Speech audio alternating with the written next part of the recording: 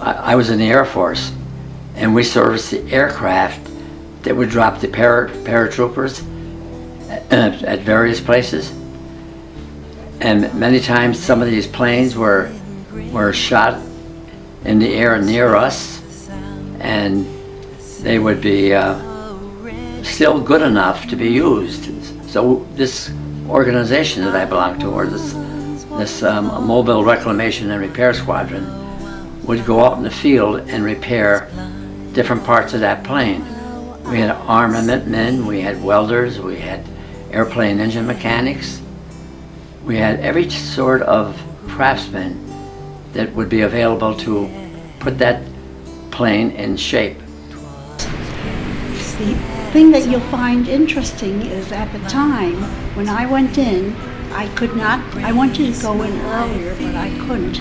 I had to be 20 years old to get into this wax at that time, even though the guys were going in a lot younger. A female had to be 20.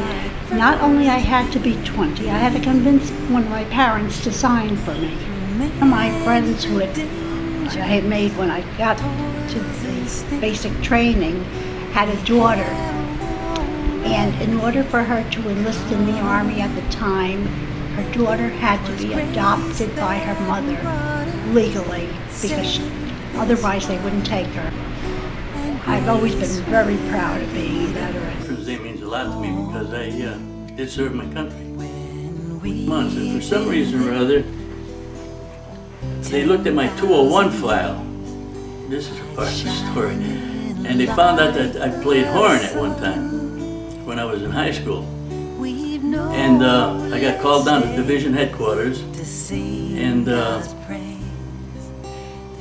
they interviewed me, and then they also auditioned me to see if I could play, because I had written it down. Actually, of course, I don't lie.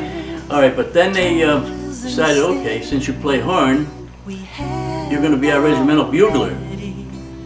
Well, my life took a 180-degree turn because the job was a good job. And I used to blow reveille sometimes, blow retreat, and that was my duties. I enlisted in the United States Army right after high school. I remember my friends came down to where I was working and said, "Let's go, we're going to enlist in the Army." And my mother wasn't even home. And I went in the Army, and I didn't see her for about 10 weeks after that basic training. So I think veterans should always be remembered.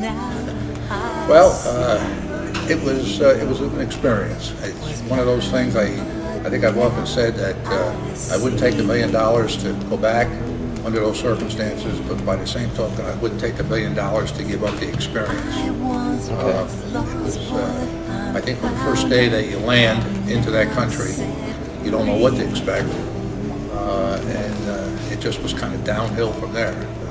It's a very hot, humid climate over there, which made it very, very difficult for just about everybody trying to do their job.